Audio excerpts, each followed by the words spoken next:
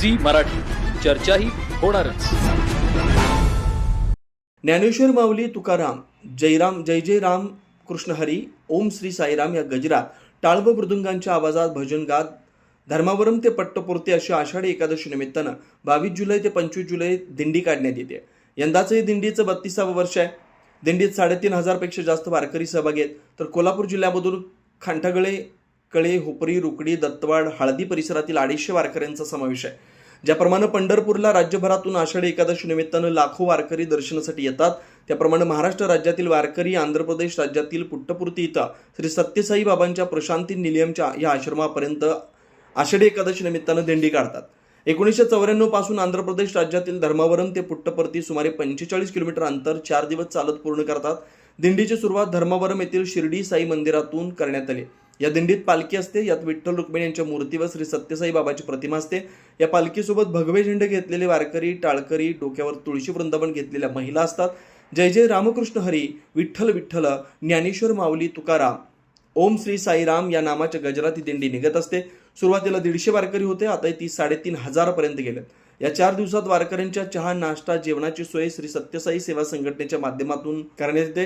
ज्या ठिकाणी दिंडी मुक्कामाला असते तिथं भजन व सत्संगाचा कार्यक्रम असतो. आषाढी एकादशी दिवशी दिंडी पुट्टपुर्ती पोहोचल्यानंतर इथं श्री सत्यसाई बाबांच्या प्रशांती निलयम आश्रमात आध्यात्मिक नाटिका सादर केली जाते.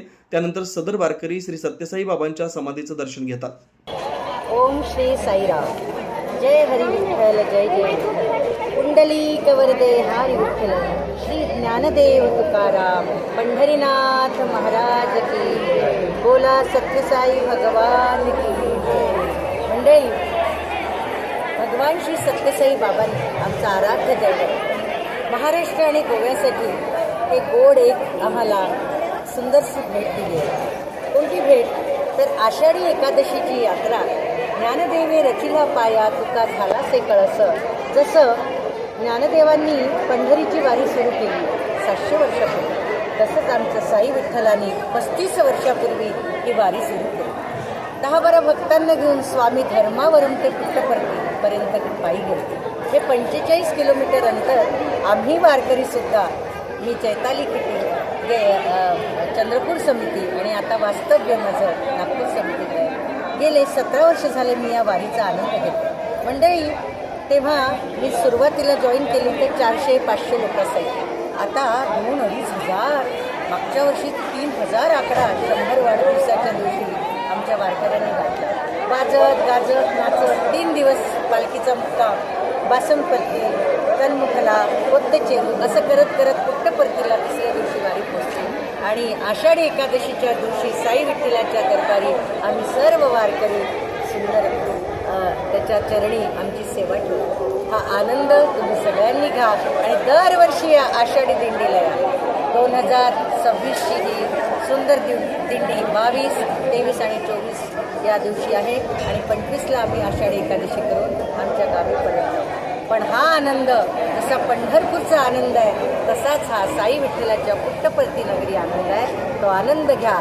जय जय राम कृष्ण हरी, जय जय राम कृष्ण हरी, जय जय राम कृष्ण हरी, जय जय राम, जय जय राम कृष्ण हरी, जय जय राम, जय जय राम कृष्ण हरी, जय जय राम कृष्ण हरी, जय जय राम कृष्ण हरी, जय जय राम. बोला पुंडलिक वरदे हरी विठ्ठल, श्री ज्ञानदेव तुकाराम, पंढरीनाथ महाराज की. बोला भगवान. माझं नाव संजय पाटील, कळेसावर्डे, कोल्हापूर जिल्ह्यातून आम्ही सत्यसाईबांच्या दिंडीसाठी धर्मावरून ते पुट्टपर्ती पायी दिंडी असते. त्या दिंडीला आमच्या कोल्हापूर जिल्ह्यातून कमीत कमी 250 ते 250 लोक आलेले आहेत. आणि बाबांचा आनंद सहवासात सगळी सर्व आनंदात दिंडीला सर्व नवीन. मी गेली 23 वर्षे बाबांच्या दिंडीत सहभागी असतो आणि गेल्या वर्षी बाबांच्या अतिजवळ जाण्याचा पण पालखी घेऊन योगायोग आला होता. माझं नाव संतोष आरू, मी वाशिम जिल्ह्याचा एक साई भक्त आहे आणि जवळपास 15 वर्षापासून लगातार वारी करत आहे. बाबाच्या या वारीमध्ये इतका आम्ही खूप आनंद घेतो. आणि जवळपास आमच्या एका गावाचे 200 लोक असतात आणि असेच लोक भरपूर आम्हाला महिला पुरुष सर्व साथ देऊन या कार्यक्रमात सहभागी होतात.